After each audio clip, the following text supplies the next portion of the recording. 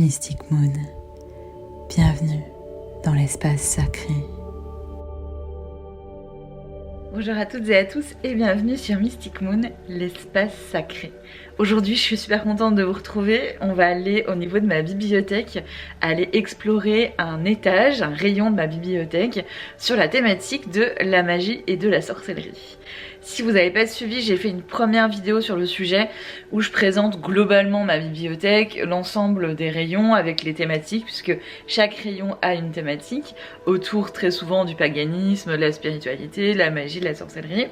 Et je vous fais un petit peu le tour des livres que je trouve intéressants pour débuter. Et voilà, c'est une vidéo qui, je sais, m'a été beaucoup demandée, hein, des livres pour commencer, pour découvrir, pour débuter.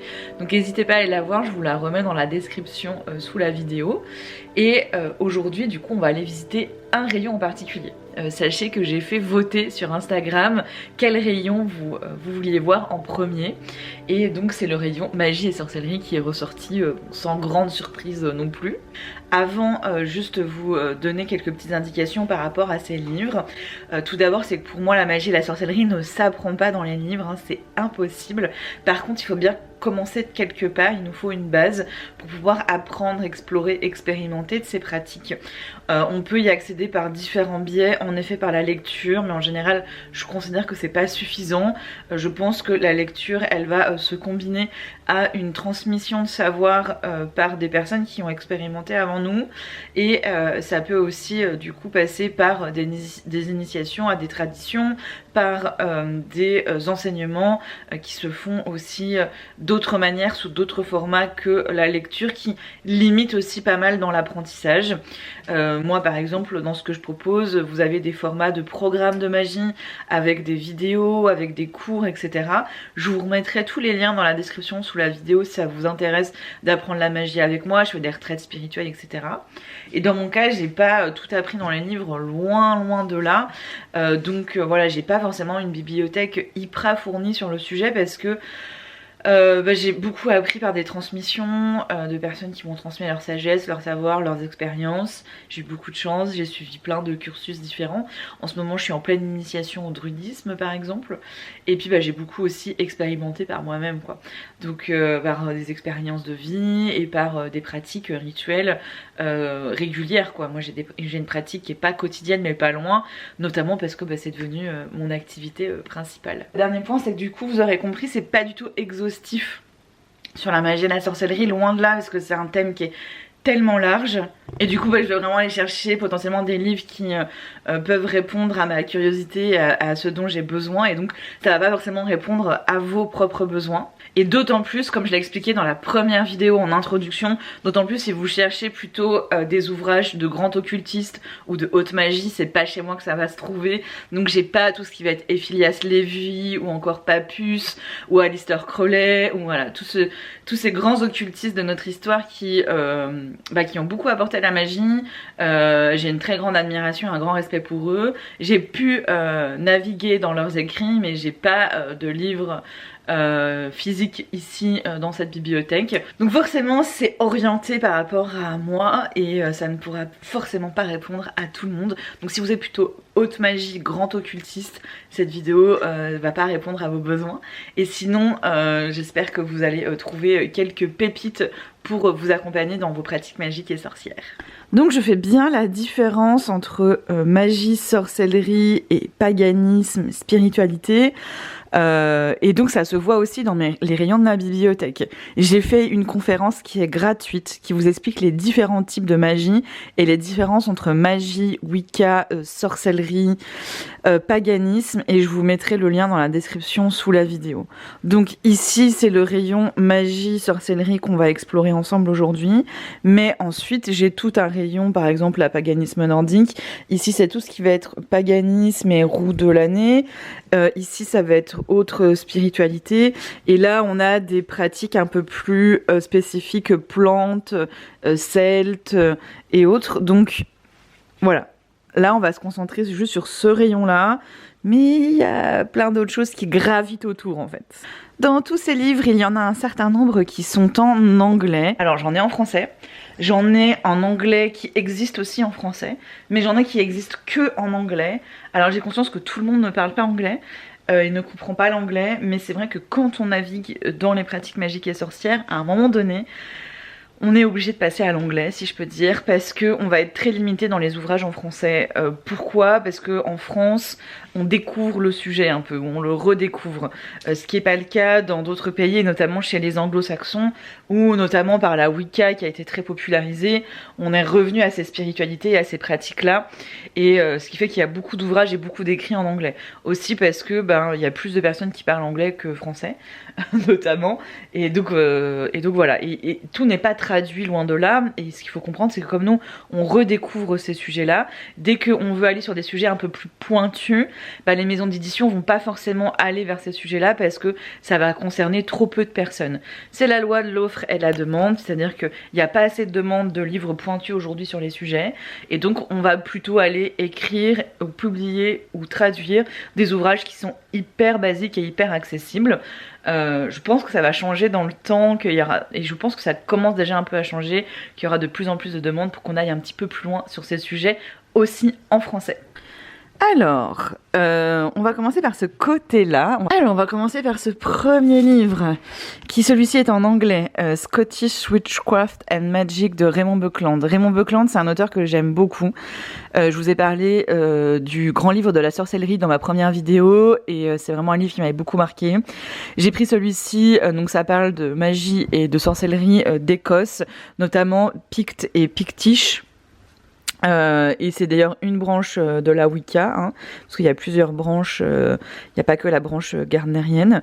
Et bref, et pour moi c'est vraiment des spiritualités, des pratiques magiques et sorcières qui me correspondent beaucoup, tout ce qui va se passer en Écosse, Irlande aussi, mais particulièrement en Écosse, et j'y retrouve aussi beaucoup de liens et de connexions avec les pratiques nordiques que j'ai également vivant au nord de la Suède, donc voilà, c'est des pratiques qui me parlent énormément. Très très très très bon livre pour découvrir le sujet en anglais, mais très bon livre. On va continuer avec le deuxième. Alors, je vais prendre le petit qui est ici juste avant, parce qu'il est très complémentaire, vous allez voir. Alors, il est aussi en anglais, 50 Years in the Fairy Tradition. Donc, Fairy, F-E-R-I, pas Fairy comme fée. Et c'est très complémentaire, en fait, à ce premier livre, parce qu'on est vraiment sur, du coup, une spiritualité d'Écosse, avec tout un aspect de poésie, en fait, et d'approche poétique. C'est vraiment central dans la Pictish. Donc voilà, c'est un tout petit livre, mais très intéressant sur le sujet, notamment, comme je disais, de la poésie dans la pratique. Ensuite, en français, nous avons Introduction à la pratique de la nécromancie, le travail magique avec les esprits des morts de Martin Coleman, que j'ai autant aimé que détesté. On peut voir, alors que moi, j'ai aucun problème à surligner et à prendre des notes dans mes livres. Et du coup, voilà, je l'ai autant aimé que détesté, dans le sens où il m'a beaucoup apporté pour comprendre les grands principes de la nécromancie. Et en même temps, voilà, c'est une démarche plutôt de pouvoir sur les morts et d'autorité, en fait, qui n'est pas du tout mon approche. Et j'en parle notamment dans ma vidéo sur les ancêtres. J'ai fait plusieurs vidéos sur les ancêtres, j'en ai fait 3 en tout. C'est la 3e vidéo sur le sujet. Je vous invite à aller la voir, où je parle notamment de ce livre et de la nécromancie. Et ça vous donnera un avis un peu plus général et global sur le sujet. Alors ça, c'est un tout petit livre qu'on m'a envoyé. C'est des éditions Larousse. Petit manuel pour jeter des gentils sorts. Alors rien que le titre, moi, me fait beaucoup sourire. Après, c'est très joli, vous voyez le petit chaudron doré, la couverture, tout. C'est vraiment très mignon, très gentil. Très sincèrement, avec ça, on peut pas pratiquer la magie et la sorcellerie. Enfin, c'est impossible. C'est comme si c'était un livre de recettes de cuisine, mais qu'on nous expliquait pas comment fonctionnait le frigo, le four, le micro-ondes, les outils qu'il y a besoin. Enfin, c'est quand même vachement compliqué. C'est juste une liste d'ingrédients et quelques étapes parfois. Je vois pas trop ce qu'on fait avec ça. Franchement, j'ai pas le sentiment que ça vaille grand-chose ce qu'il y a là-dedans, voire que ça vaut rien. Mais c'est joli et c'est mignon dans une bibliothèque. Voilà. Ensuite, là, alors, vous inquiétez pas, j'ai plein de livres en français. Mais là, j'ai une petite zone de livres en anglais. Des livres que j'aime beaucoup, notamment les livres...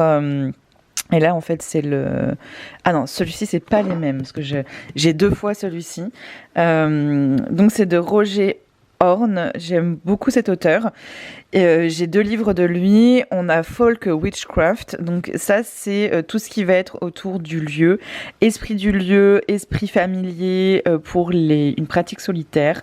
Génial, hein, parce que vous avez autant des cadres de pratique dans ces livres que des éléments vraiment pratico-pratiques. C'est vraiment poussé, hein, on n'est pas du tout sur du ultra débutant. Donc ça remet au centre quand même la partie folklore. Et ça remet quand même des choses en place sur la connexion au lieu, la connexion en tant que solitaire. C'est aussi pas des choses qu'on voit très souvent. Celui-ci, je l'adore aussi, de Horn. C'est Witch Art of Incantation. Donc c'est l'art sorcier, l'art sorcière des incantations. Tout ce qui va être du coup les charmes, les sorts, les sortilèges en utilisant du coup des incantations. Et là, vous avez des explications au début, voilà, quelques explications, mais vous avez surtout du coup plein d'incantations ensuite et qui sont vraiment magnifiques. Et alors elles sont pas forcément, enfin elles sont jamais en français, hein, mais ça vous permet quand même d'avoir une belle base d'inspiration, je trouve. Celui-ci c'était plus pour la blague. Et finalement, c'est pas mal. Vous savez, on a une édition comme ça pour les nuls en français. Donc là, ils l'ont version anglaise. Idiot's Guide to Wicca and Witchcraft. Donc Wicca et sorcellerie. Et alors, et 3e édition, j'avais pas vu, ça c'est marrant. Apprend à marcher sur le chemin avec les dieux et les déesses. Donc, au début, je me suis dit, allez, ça va vraiment être une blague. Finalement, je trouve que c'est intéressant d'un point de vue pédagogique sur comment y aborder certaines grandes notions. Quand on découvre qu'on n'y connaît strictement rien, je trouve qu'il y a des explications qui sont franchement bien faites. Pour les ultra débutants et pour une première phase de découverte, si vous parlez anglais, franchement, il est sympa et je trouve qu'il apporte quand même des grands concepts et qu'il est en capacité de les aborder de manière pédagogique, quoi. Celui-ci, très intéressant aussi, Traditional Witchcraft, A Cornish Book of Ways, de Gemma Gary.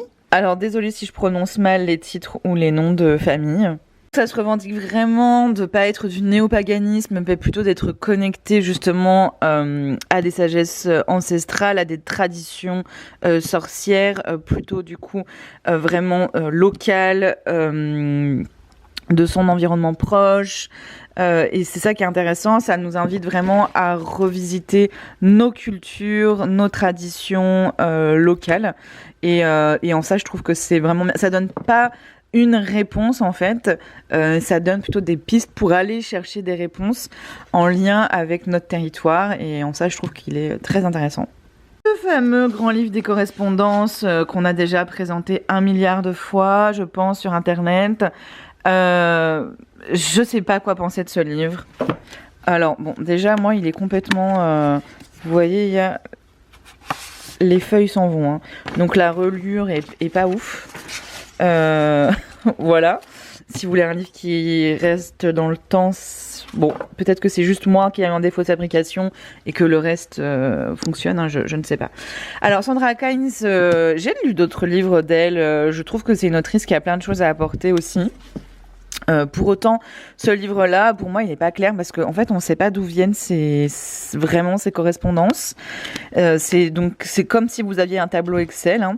Ça vous explique peu ou pas le système des correspondances, très très rapidement au début, qui est quand même un fonctionnement central dans la pratique magique et sorcière, je pense.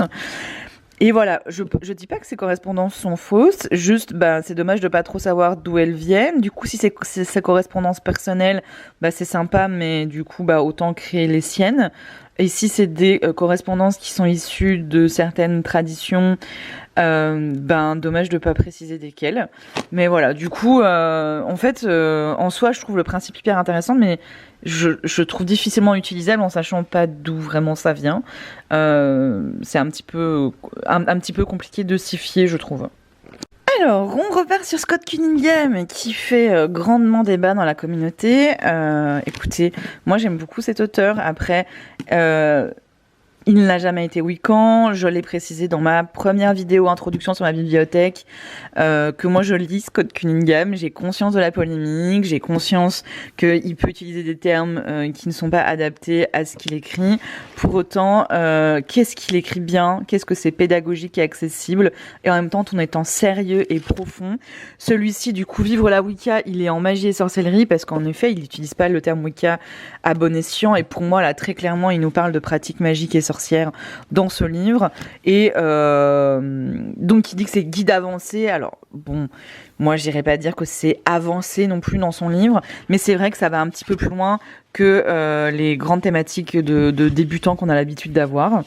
Ça va nous parler notamment de créer un nouveau chemin, donc les ouvertures de chemin, des concepts de divinité, les outils, comment créer un rituel, ses règles, etc. Aussi sur les symboles, le livre des ombres. Donc vous voyez, pour moi c'est pas de l'ultra avancé du tout. Par contre c'est vrai qu'habituellement ces sujets-là sont pas forcément évoqués. Donc en ça je trouve que c'est quand même intéressant, ça commence à donner de la méthode pour trouver de l'autonomie dans sa pratique. Je pense que c'est pas du ultra débutant, mais c'est loin de là de l'avancé et c'est un bon intermédiaire. Je ne vous ai jamais parlé de ce livre et pourtant il y a quelques post-it. Les mécanismes de la pratique magique. Alors, c'est un livre que j'ai trouvé très intéressant, comme j'ai trouvé très dérangeant aussi. C'est pour ça que j'en ai jamais parlé, parce que j'aime pas descendre des livres, en fait, je vois pas l'intérêt. Chacun y trouvera son bonheur et c'est le principal. Je pense qu'il est intéressant parce qu'il vient vraiment aller chercher et cadrer des choses. Donc on est vraiment plutôt sur de l'occultisme et sur de la haute magie ici. On va pas du tout être en mode sorcellerie ou magie des campagnes. Donc c'est bien, ça permet du coup d'avoir ces cadres et ces principes qui je trouve sont très structurants de la haute magie et qui permettent de sortir de la pure superstition et croyance et d'aller chercher en fait des mécaniques justement plutôt de démarche dite scientifique, et en ça je trouve que c'est très intéressant et du coup l'auteur là-dessus est très pertinent. Par contre, désolé si tu passes par là, moi ce qui m'a gêné en fait dans ce livre, c'est sa façon de dire les choses. Où il vient vraiment infantiliser, je trouve, son lecteur en disant si t'as pas compris, vraiment c'est un problème, ou d'expliquer que si tu crois pas que c'est comme ça, ça veut dire que t'as rien compris, que tu as tort. Et c'est là où je suis pas d'accord en fait, même si en effet là il y a une démarche qui se voudrait un peu plus scientifique avec des recherches plus poussées et un cadre plus établi, ça reste encore un système de croyance, je suis désolée de l'annoncer, il n'y a aucune vérité scientifique dans ce livre, loin de là, et donc je pense que c'est important quand même de laisser ces choses-là à leur place, et c'est là où j'étais parfois très gênée dans ma lecture, même si j'ai quand même appris plein de choses grâce à ce livre. Petit livre en anglais, là c'est moi qui me le suis offert, j'avoue, je le trouvais trop beau, voilà. Je le trouvais vraiment trop mignon. Après, rien que le titre me pose problème, hein, le guide de la bonne sorcière, parce que du coup il y a des mauvaises sorcières. Voilà, je suis pas très fan de ce titre, surtout très mignon, très joli dans une bibliothèque, mais pas que, il y a quelques trucs sympathiques. N'achetez pas ce livre juste pour avoir des informations, parce que c'est des informations qu'on retrouve déjà dans une tonne de livres. C'est ça que je reproche un petit peu à ces livres thématiques où il y a tout et rien à la fois. Vous voyez, on parle des plantes, des bougies, de l'alchimie, de la magie, des potions, de la magie dans la cuisine, de l'aromathérapie, des pierres. Du coup, t'as 1 milliard de petites informations sur un sujet sans jamais aller au fond du sujet. Du coup, voilà, ça te donne une vision très globale, très générale. Tu peux pas apprendre avec ça, c'est pas possible. Mais c'est sympa pour avoir des petits rappels. Et il y a quand même des petites notions sur des sujets où je me dis ah tiens c'est sympa, j'aurais pas pensé, ça donne quelques petites idées, voilà, pour fouiner, pour s'inspirer, c'est sympa, mais voilà, on n'apprend rien d'incroyable là-dedans. Un livre que j'aime beaucoup, Mon Berry sorcier, entre guérisseur et rebouteux et exorciste. Donc là, ça nous parle de la sorcellerie dans le Berry. C'est de Brigitte Lucas. Si vous connaissez le Berry, ça va vous parler. Si vous ne connaissez pas, c'est ma région d'origine. C'est là d'où je viens, mes deux lignées ancestrales. Et c'est vraiment une terre de sorcières d'hier, mais encore d'aujourd'hui, avec notamment beaucoup de rebouteux, de guérisseurs, d'exorcistes, aussi de médiums, de spirites. Et c'est assez passionnant. Énormément de croyances populaires, de superstitions dans le Berry qu'on va retrouver un petit peu ici. Alors c'est loin d'être exhaustif, mais ça donne une bonne idée de ce qui se passe dans le Berry et je trouve que c'est hyper intéressant. Et c'est vraiment un livre que je conseille si ce sujet vous intéresse. On a quelques livres un peu plus spécifiques à la région du Berry, parce que c'est là d'où je viens. On a notamment Manuel pratique de sorcellerie berrichonne. Alors, très sincèrement... Ce livre est sympathique, mais on a beaucoup de choses qui viennent du néopaganisme et de la Wicca, quoi, finalement. Et c'est là où, du coup, je suis là, mais est-ce que vraiment tu parles du Berry, là? Pas toujours, hein. 2-3 petits trucs spécifiques au Berry, mais ça reste quand même très général. Contes et légendes du Berry aux sources des traditions orales. Alors du coup ça clairement je vous conseille d'avoir ça peu importe où vous vivez, les contes et légendes de votre région, franchement c'est là où vous allez retrouver le plus de transmission sur les croyances populaires, les superstitions, beaucoup autour des plantes souvent qui sont utilisées, enfin c'est magique, hein. C'est là où on a le plus de choses, hein. Ici, c'est du roman, mais ça parle quand même de beaucoup de choses de ce qui se passe en Brenne. Donc la Brenne, c'est en fait le parc régional, parc naturel de la région du Berry, sachant que le Berry est un terme culturel, mais ça n'existe pas, hein, c'est le département de l'Indre-et-Loire notamment. Voilà, du coup, sortilège en Brenne. Sorciers et jeteurs de sorts, enquêtes, témoignages et procès de sorcellerie du XVIe au XXe siècle en Berry, Nivernais et Sologne. Alors c'est là où il y a eu le plus de procès en sorcellerie, c'est là où il y a eu plus de sorcières qui ont été accusées de sorcellerie. Donc c'est un livre pour moi qui est vraiment important pour comprendre l'histoire de la sorcellerie en France notamment. Et voilà, c'est pépite, hein. Clairement c'est pépite. Le Petit et le Grand Albert, édition intégrale, ça aussi, hein, on peut voir, il y a quelques post-it. C'est un grimoire de sorcellerie des campagnes. Très clairement, on va y retrouver plein de choses qui ne nous concernent plus aujourd'hui, parce que ça va nous proposer des sorts qui ne nous correspondent pas par rapport à nos besoins de nos vies modernes. Par contre, c'est vraiment clé pour comprendre l'approche et le fonctionnement de la sorcellerie des campagnes. Et c'est un des seuls grimoires aussi complets que l'on a français, sorcellerie des campagnes. Pour moi, c'est quand même une ressource très précieuse et essentielle pour comprendre ces pratiques. Livre beaucoup plus récent ici que je n'ai pas lu complètement, que j'ai fait que explorer. Celui-ci qui me paraît vraiment sympa, c'est Pentacles et prières, le guide complet des pentacles et prières. Abbé Julio, il y a énormément, donc sûrement que vous connaissez, c'est très connu, hein. Donc on est vraiment sur une approche christique, hein. Et ça c'est aussi très intéressant. J'en ai fait un post sur Instagram, je vous invite à aller le voir, j'en parle un petit peu plus de mon rapport au christianisme, aux énergies christiques, aux égrégores christiques et au fait que je me réconcilie avec ça depuis 2-3 ans maintenant et depuis plutôt 2 ans je dirais que 3. Bref, et il y a plein d'éléments très intéressants sur la prière et les pentacles, voilà, c'est indiqué. Où vous avez, là pour le coup, c'est vraiment poussé quoi au niveau des explications et ça c'est vraiment appréciable. On nous raconte vraiment comment ça fonctionne, qu'est-ce qui s'y passe, les différents sceaux et les prières qui sont associées. Je trouve que c'est très clair.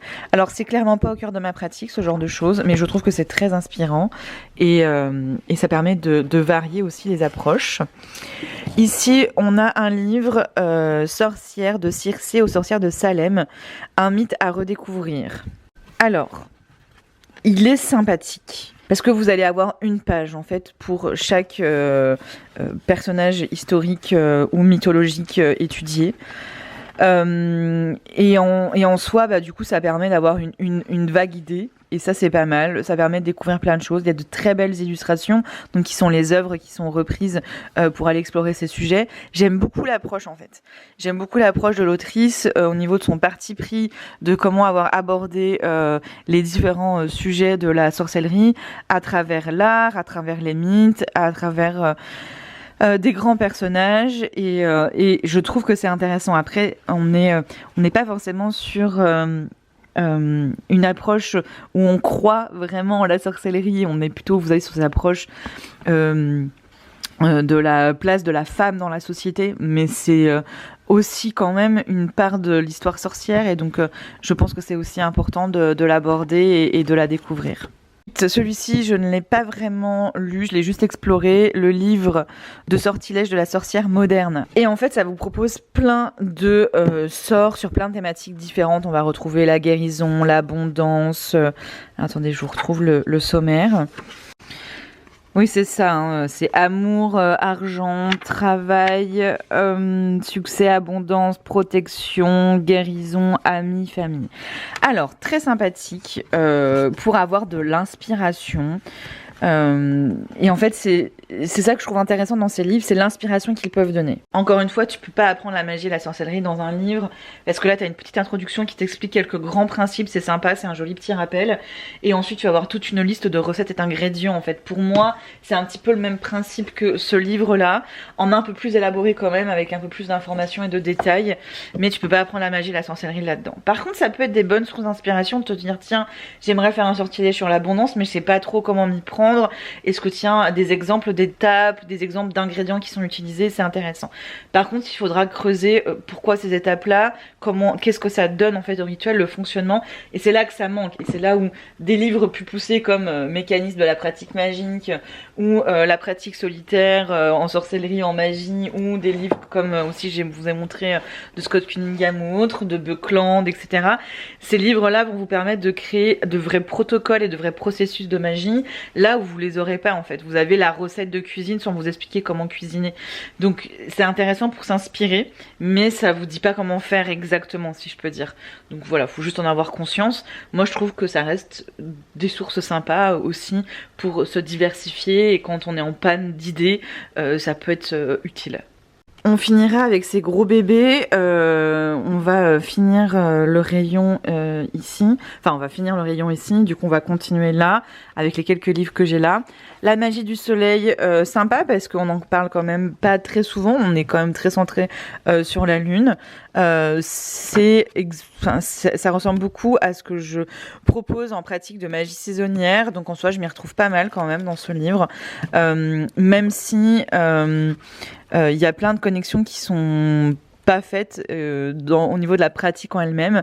Par contre, ça vous permet quand même d'avoir d'aller découvrir le soleil. En fait, je pense que c'est un très bon livre pour découvrir le soleil, ses correspondances, ses symbolismes, dans quel contexte il peut être appelé, comment on peut créer du lien avec. Ça, je trouve que c'est hyper intéressant.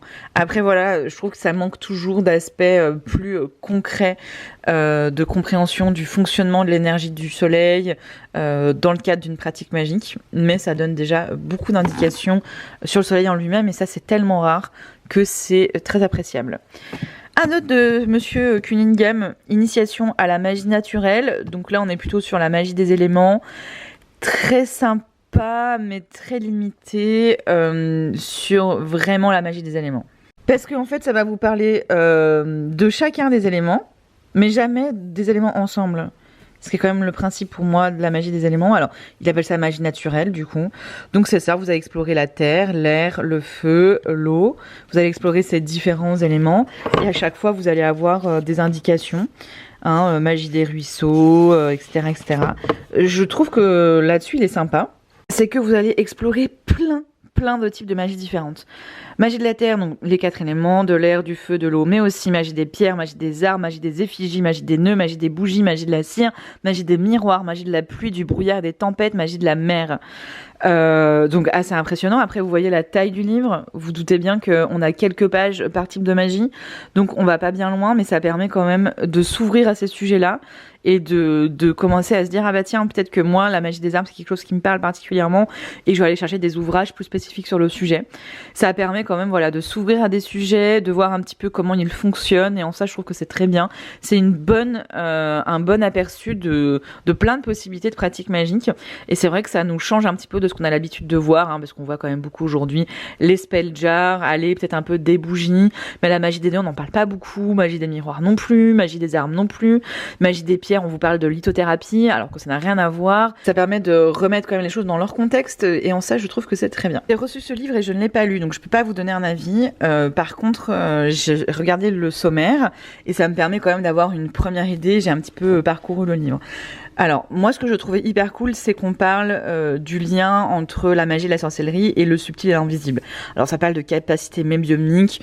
Bon, en fait, ça parle pas de médiumnité vraiment, mais plutôt de capacité à explorer et à communiquer, à explorer l'invisible et le subtil. Donc, le terme médium, je trouve, est mal utilisé ici.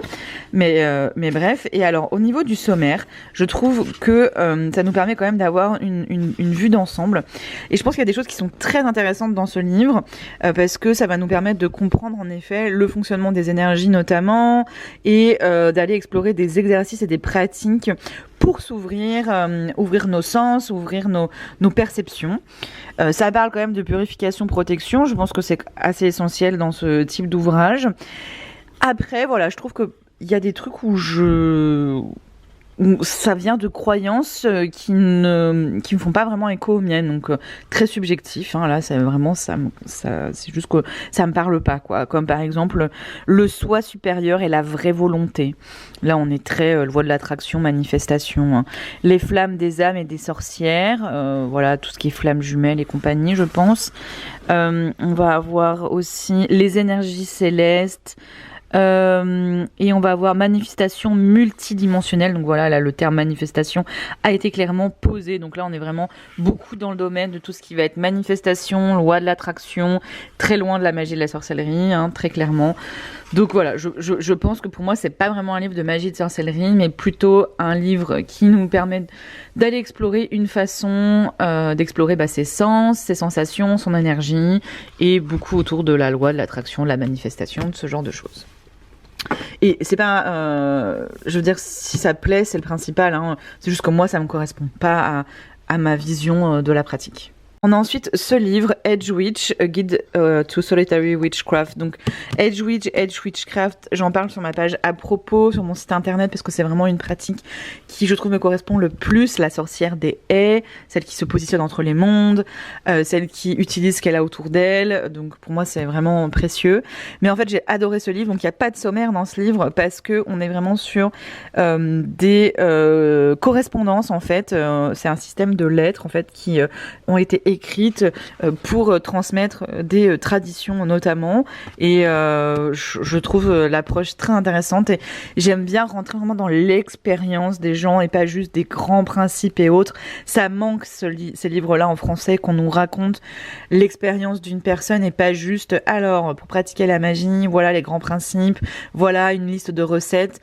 Non, parlez-nous de ce que vous vivez, de ce que vous traversez, et c'est ça que j'aime dans ce livre. Un autre sur le Edge Witchcraft, et là pour le coup nous avons un petit sommaire, et là on rentre plutôt, il y a beaucoup sur l'aspect des prières notamment, et on est vraiment sur les mystères du sauvage, de la forêt, des esprits familiers, de la roue de l'année aussi.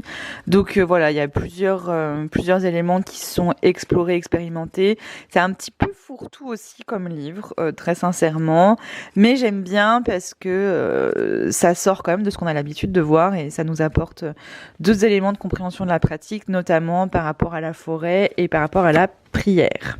Aussi en anglais, j'en ai beaucoup en anglais, j'en ai conscience. Livre fondamental des sigils en magie, très sympa parce que alors moi j'ai pas du tout appris les sigils de cette manière-là exactement, mais c'est ça qui est intéressant, c'est de voir d'autres façons de pratiquer. Donc là on est vraiment sur des sceaux plus que sur les sigils qu'on qu'on a réabordé, qu'on a réexploré avec la Chaos Magic. Là, on est vraiment sur des sauts. Et c'est en ça que je trouve que c'est hyper intéressant, parce que c'est pas une approche que j'avais des sigils, et je réapprends avec ce livre. J'ai pas fini de l'explorer. Le dernier ici, c'est Cottage Witchery. Alors, est-ce que vraiment il y a une sorcellerie du cottage? Non, je ne pense pas. Je trouvais ça très mignon aussi, très joli, très sympa. Mais en fait, ce que je me suis dit, c'est que ça allait nous parler un petit peu de magie du foyer. Alors, c'est un livre que j'explore, mais que je lis pas d'une traite en fait, parce que c'est plein de petites choses. Comme d'habitude, il y a 1 milliard de choses sur la purification, sur les différents éléments, mais c'est dans le cadre du foyer, et c'est en ça que je trouve intéressant. Et voilà, ça apporte plein de petites idées et d'inspiration, mais encore une fois, on n'apprend pas la magie et la sorcellerie là-dedans. Et ensuite, on a ces gros bébés. Donc, on en a un ici que j'adore. Donc, c'est un livre illustré sur occultisme, sorcellerie, magie. Et donc, on retrace en fait un petit peu toute l'histoire. Et là, on est vraiment sur une approche beaucoup plus historique que fantastique ou de superstition ou de croyance. Et ça, je trouve ça hyper intéressant. Ça a été quand même assez loin pour aller rechercher des œuvres et des gravures qui viennent appuyer le propos historique. Et juste magnifique ce livre. Et une ressource d'histoire incroyable. Je vais vous montrer le sommaire rapidement. Voilà, il y a quand même beaucoup de choses. On part de la Mésopotamie, on va passer par la Grèce médiévale. Donc il y a aussi des aspects plus de région et des approches historiques. Renaissance, le renouveau de la magie moderne, voilà, magie et rationalisme. C'est génial. Voilà, je trouve qu'il y a un peu de tout. Après, est-ce que c'est juste au niveau de la pratique magique et sorcière? Non, très clairement, c'est plutôt des faits, des grands moments de ces pratiques qu'on peut avoir dans des représentations, des illustrations, des peintures, des œuvres, mais ça permet pas d'avoir une retransmission et des pratiques qu'il pouvait y avoir, pas du tout. Mais je trouve que c'est pas mal pour avoir une vision un petit peu globale de l'évolution de ces pratiques. Encyclopédie de 5000 sorts. Attention, attention. Celui-là, il est énorme. C'est tout en anglais et en fait, c'est plein de sorts. C'est que ça. C'est que des sorts qui font quelques lignes.